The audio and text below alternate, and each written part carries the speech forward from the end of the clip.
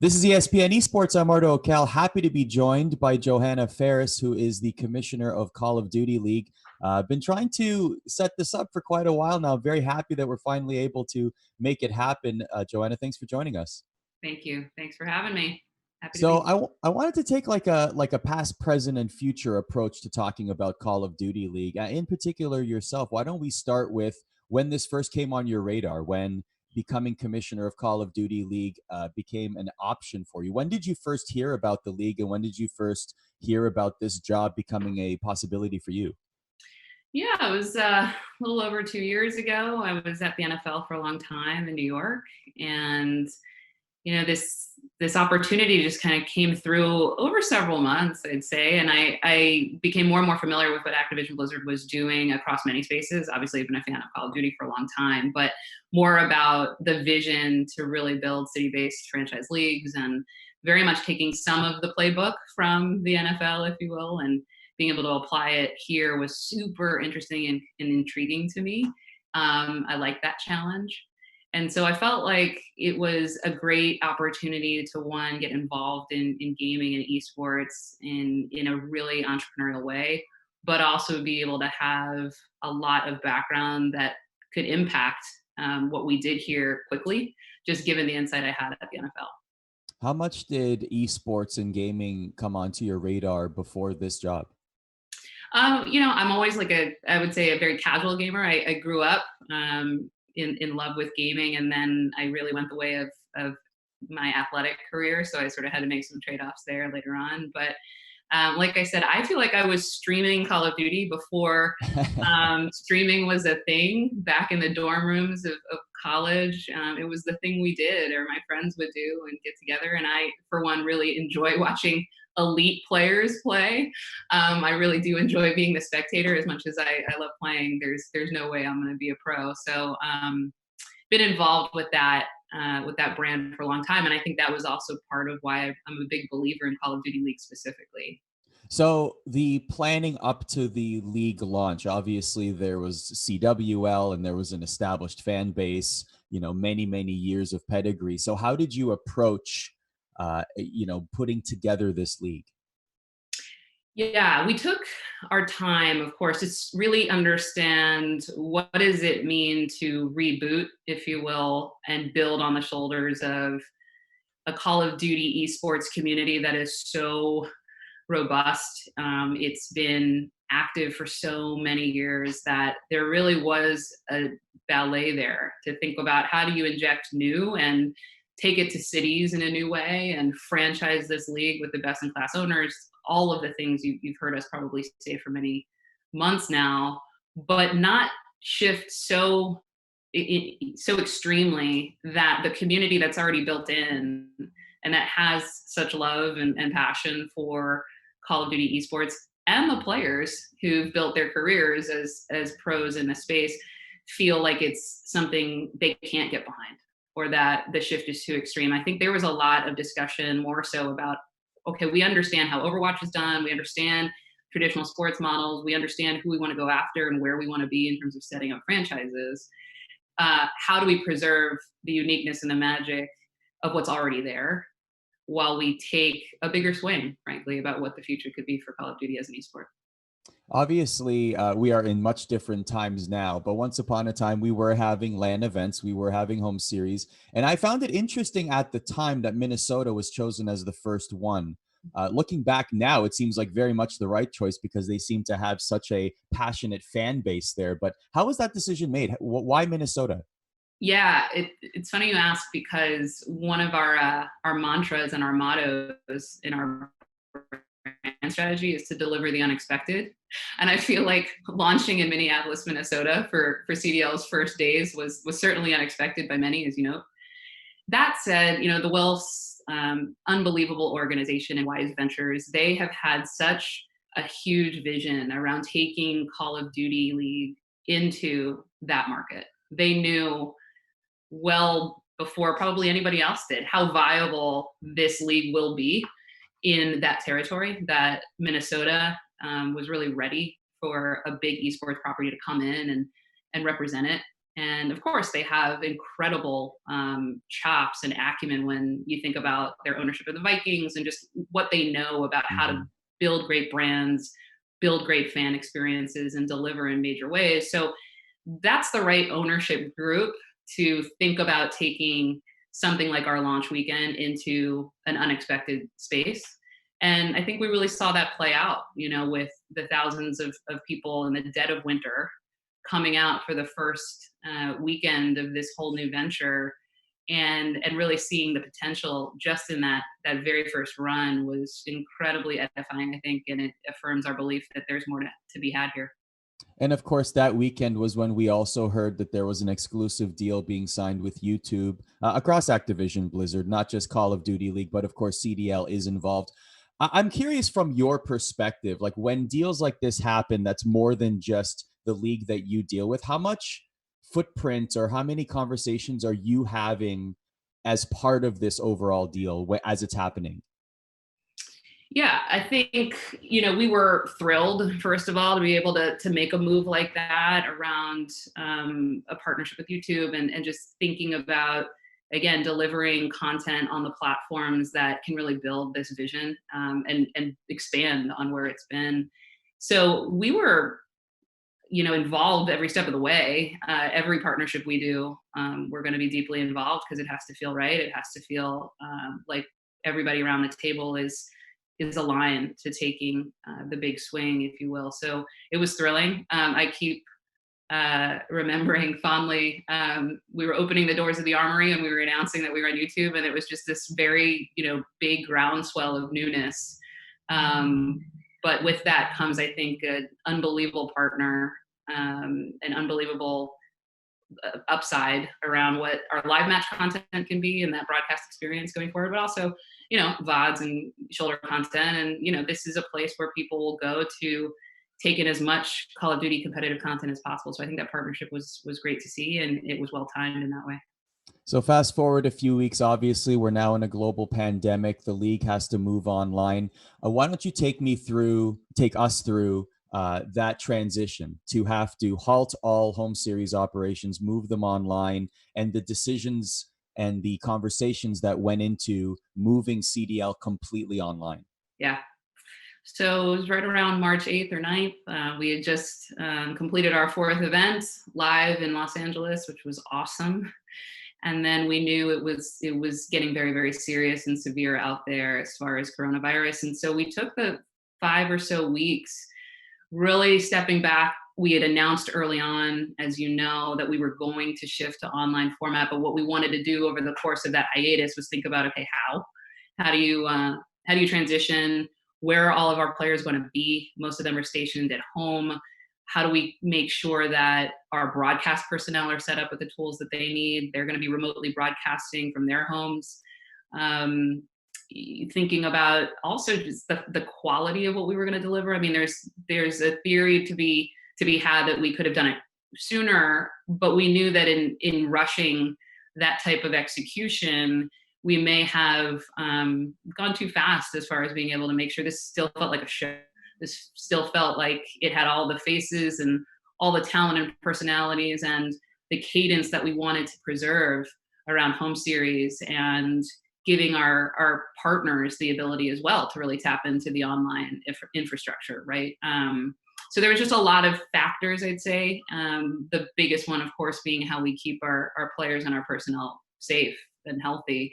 And once we felt like we had that, it was then time to really track towards the competitive integrity of the product, servers, latencies, pings, all the things and it's an enormous undertaking. We knew that the shift was not what anybody had imagined. We didn't hope for it. It's not where we want to be necessarily, but it's a blessing to see what has transpired in such a short period of time and be able to continue to deliver this regular season in such a stellar way. Just a testament to so many people and the ambition that people have to make this league great. Absolutely. What was from your perch? What was your assessment of the first weekend? Dallas, is that Yeah, the Dallas online yeah. weekend. Look, similarly, I was just in awe. I couldn't believe we were we were doing what we said we were doing 3 days running, and for the most part, right, things were on time. They were where we said they were going to be. Our pros were competing. CDL points were had. Certainly, there were things that from Friday into Sunday even needed a lot of triage or improvement. And it was also really cool to see how many people across the entire company and across the entire league rallied behind making sure, okay, if there's a server issue or consideration, where do we shift? I mean, it was just all hands on deck. But the resilience, I think, was the big one for me, is that, we stood it up, and the competitions happened, and the pros were able to get back to doing what they do.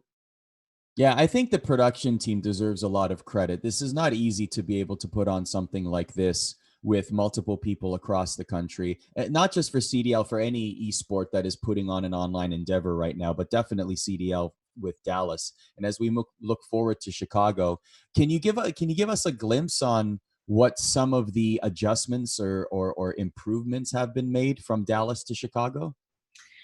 Yeah, well, I think we're always in post-mortem phase, almost daily, I'd argue, if not multiple times a day, just sort of checking in, retesting. We've done considerable amounts of testing with our teams again over the last couple of weeks, just to understand how are the servers reacting. Do we need to spin up new ones?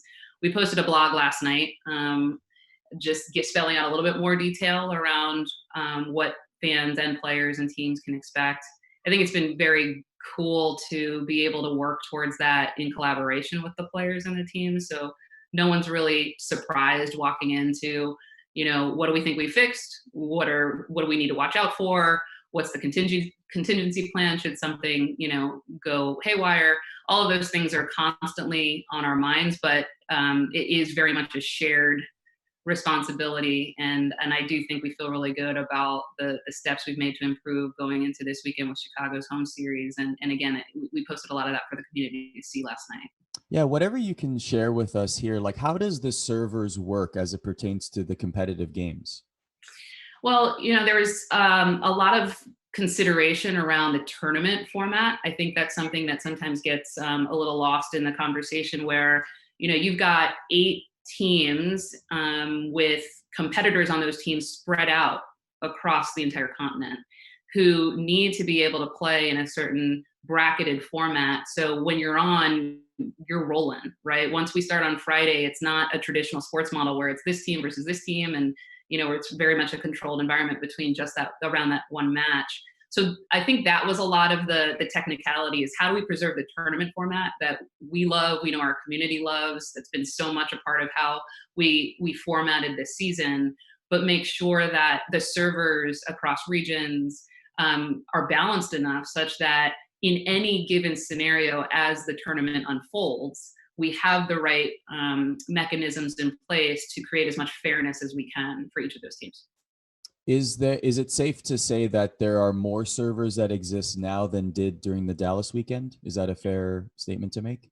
I would definitely direct you back to the blog, because we do Okay. talk about that Okay. in more detail. And yeah, we've definitely ramped up on some of the server capabilities across the horn, just from the testing. And again, we're testing all this week again with the players, getting really good feedback in real time. So I think we feel more strengthened going into it, when you talk specifically about the server opportunities that teams have, and the ways in which teams can decide which servers they're going to use. So more generally, because like, and this might be a minority as compared to the rest of the league, there have been some concerns from players regarding, latency and skipping in some of the matches. I'm not saying this as a blanket statement. I'm saying very specific complaints. But Call of Duty League and yourself moving forward are endeavoring to make sure that this is no longer a concern with the technology in place. 100%, right? Competitive integrity. It's the most important thing for the league. I think it's the balance, as you said, about preserving that while also being in this unprecedented time that is so challenging, not only to standing up competitions, but making sure that people are healthy and mentally healthy and getting what they need, not only as players, but as people, daily to make sure that the holistic experience feels appropriate and really done in a professional manner. So that is always our obsession. And again, I think for us to be able to do what we're doing at all, but then to also really obsess where do we need improvement? Who do we need to talk to? What's our contingency plan? I mean, there's consistent obsession around making sure that the competitive integrity is preserved at all times. So the blog here says the total overall servers are brought up to 9. Each team would submit a blind veto of one server. Then both teams would veto the same server. The league's competitive operations team will then decide which of the remaining 2 servers is used based on trying to make it as competitive as possible for wherever location they're in. And you're right. Like, not every player is going to be in one location at every time. They could be spread out across the country. So this is an endeavor that you're trying to create the best possible situation for the scenario that exists. Yeah, that's right. Yeah, several of our teams have players who don't, in fact, live even in the same territory. So it just becomes completely upon complexity. But our technology is incredible. Our team's incredible. So we'll grind through it. We feel very confident about it. And do you believe that this will also, like, there was a situation in Dallas the weekend with the Los Angeles Guerrillas where they were forced to forfeit one map due to one player dropping out as a result of one other player not able to get onto the server. Is this the kind of situation that hopefully will be fixed as well with this scenario? Like, how will we be dealing with these kind of situations moving forward?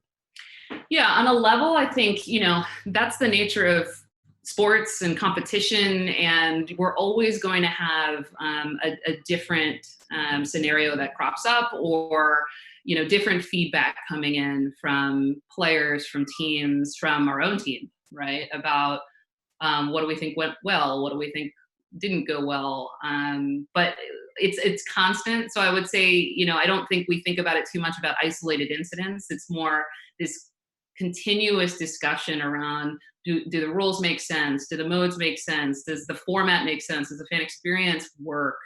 Does it drive the business goals, right? Everything is interconnected when we think about those decisions. And I always come back to, I think, the open way in which we're communicating with our teams and our GMs, our coaches. I mean, we have feedback sessions both informally and formally with them weekly. That's how we deliver and get better each and every time. And I think that's why every stakeholder in Call of Duty League feels excited, because I think there's a lot of trust there around, if you see something, say something. Right. And no ego. We'll address it. We'll assess it. If there's something that we need to do better, great. If there's something that a team needs to do better or a player needs to consider, fair enough. But let's just keep talking. So in the conversations you've had, in the latest tests that you had, what was the feedback that the players and personnel gave you? I think for the most part, most of the teams in the last couple of days have felt like the servers were improved. There were some areas, I think, where we weren't seeing that consistency across each game necessarily, right? So that's something that we tweaked really quickly. So it's I think people are feeling positive, and we've heard from several players that they felt palpable improvement since last go round. And if there's any player out there that doesn't feel like they're able to speak up, you are saying, no, this is an inclusive environment. You should speak up. Absolutely. Right. Absolutely. I think we're big on come to us. We have PRCs. We've got player representatives who work full time only thinking about establishing a great cadence and correspondence with our players. Right. And so that professional approach to communication, I think, is where we always land in a really good place. So it's open door for sure. I'm curious, as the commissioner, how you would respond to this. One of the big conversations, even when there were LAN tournaments, was, do these weekends count as championships? Because in previously, they counted as championships. Now we're moving online, and the debate seems to have heated up again. And I'm wondering, from your perch, your opinion, do you consider a team winning a weekend to be a quote unquote championship? Yeah, it's a great question. It's funny you say that. I was watching Trip Cap, my favorite podcast, no offense, but I love seeing our guys talk about it every week. And I remember some of our talent sort of pontificating about that. What I actually enjoyed was that everyone had a different perspective. Like, fair enough, right? Like online, shifts require different attack plans, different ways of thinking about competition. And if there's a debate in the community around that, I think that's okay. That's a healthy debate. So I don't think I'm going to come down one way or another on that. I do believe, though, that what we looked at very closely was how do we preserve as much symmetry in format that we had already been rolling with, right? And how do we consider taking a home series online where same 8 teams, they're in the same type of bracket, and they're going to, have a lot of CDL points on the line, just like they did when we were playing in front of thousands of people. Let that be the right competitive experience. And I think that's been great. And I think everybody's been really aligned to that across all the teams. So let's talk about the future of the league then, this season and beyond. What does a final look like this season? What does a world championship look like this season? More to come. It's Okay. exactly the right question. And there's a lot of really cool thinking going on, but we'll definitely announce our plans for the postseason in a little bit here. And you're not able to break that to us right here, right now? I'd love to, but okay, fair enough. I'm not allowed. I'll get a slap on the wrist for doing so. This might seem like an odd question to ask, but I guess what I'd love to know is, with all the information that's coming out, right? We're still in a situation in this pandemic where we're asked to stay at home, to social distance, to self-quarantine. What kind of information are you looking for, or are you paying attention to, such that you would even begin to start thinking about in-person events again? Yeah, it's great. It's a great question. Yeah, I think we're thinking about it like probably every other business on the planet is thinking about it. To me, it's contingency plan, right? There's a best case scenario. There is a we can't leave our houses worst case scenario. We need to have a plan for every single one of those things, right? And I think what has been so spectacular, the thing that I'm so grateful for, is that we have options in either scenario. I think we've proven that to this degree, where right now people are still quarantined at home all over the world, and yet Call of Duty League is still able to operate. And knowing that is huge in our ability to contingency plan, as I said, right? And we know what a huge shift back to live produced events looks like. We were doing that. That's the core, of the model, and we're just, very excited to get back to that. But if we can't, I think the answer needs to be, okay, what then? And how do we continue to deliver for the fans and deliver for our pro teams who want to finish out this season and, have a lot of prizing on the line in order to do so. And so we have really good plans in place for either. And we're looking at the same information, news headlines by region, by territory. We're talking to our players. We're talking to our team organizations about their willingness to travel, right? There's a lot that goes into a decision like that. We need to make sure if we were to make a shift that everybody's behind it. Would you ever consider just going to Florida and putting everybody in the same house and just starting a league again like that? It sounds like a silly question, but there are entities that are considering doing this and are doing this currently. So you're right. When you hear that, what's your reaction? Yeah, look, I'm all for good, crazy ideas. This is not the time for the standard playbook. All the standard playbooks are thrown out the window in this pandemic, right? And so I don't think we're ever a league that gets too attached to any one way of doing things. And I think we've proven that out many different times, even in our inaugural season. So we will be agile. We're going to be very creative. But I think when you keep to the values and you think about what is the most important, and it's that our players and our personnel are safe, period. And if you start from that perspective and you ensure that fans can also engage in this league safely, well then, we can start to really get to work and roll up our sleeves on, okay, from that premise, what are the right execution ideas we should pursue? What does expansion look like for the league? Yeah, I mean, there was a lot of demand even in our first process of establishing franchises. We knew we wanted 12. We knew we wanted to start in North America and Europe. It was really amazing to be able to do that in the time that we did it last year. And we did feel very blessed that we were able to be selective, that there were, only so many slots and more people raising hands. So, that's something we're going to continue to think through. I think we want to really take our time now and focus on the current franchises we have.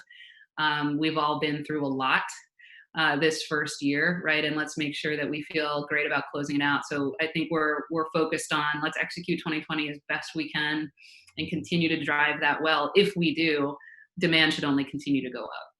Are there any cities that are perhaps on a short list that maybe you can reveal to us as possible expansion sites?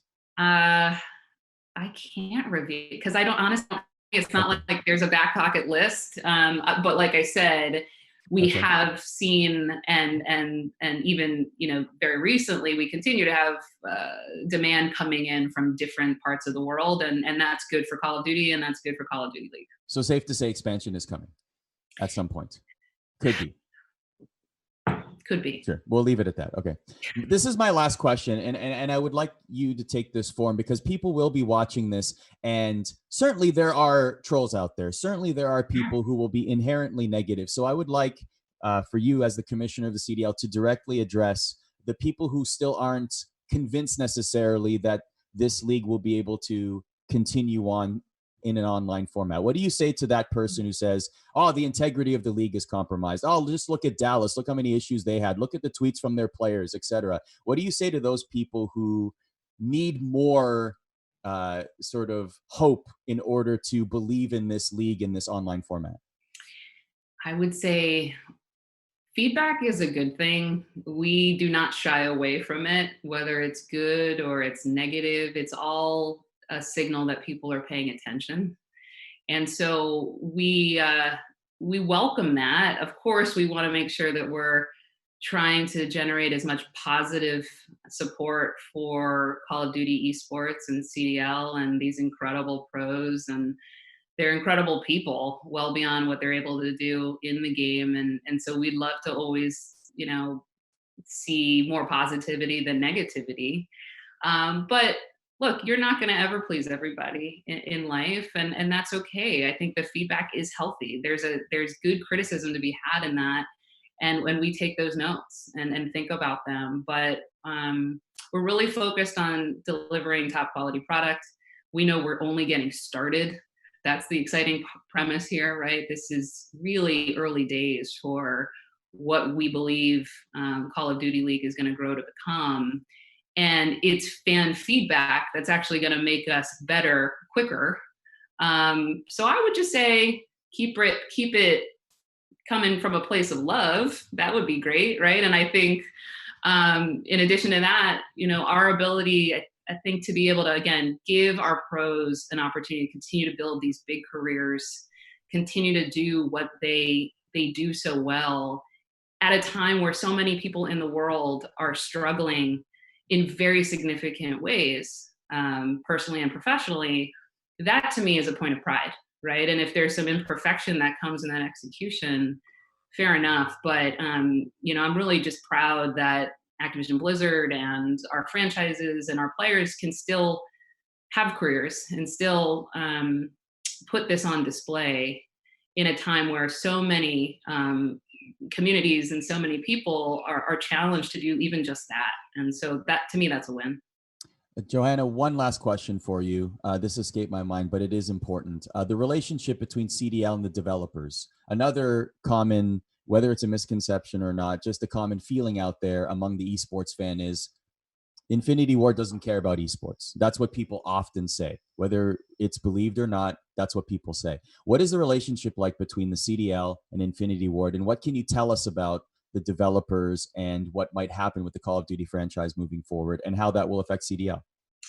Yeah, we've established a continuing positive relationship with every single studio behind Call of Duty League. I mean, there's so many studios that pay into making CDL go that pay into Call of Duty esports growth for moving forward, and it's been awesome. It's been awesome to be able to launch in this way, in such a collaborative environment. I think to your point about the future, we feel very excited about what the remit can look like going forward. And I think we've built a lot of really healthy dynamic bridges around how all of our studios can continue to amplify what we're doing here. And there's only more to come, I'd say, on that. I think that's a very positive relationship, and one that's going to continue to improve. Johanna Faries is the commissioner of Call of Duty League. Now I'm going to be knocking on your door once a month to try and get all this upcoming news, like the World Championship, etc. So apologies in advance that I'm going to be a nuisance, Johanna. No Thanks problem. for your time. Thank you. I appreciate it. Be well.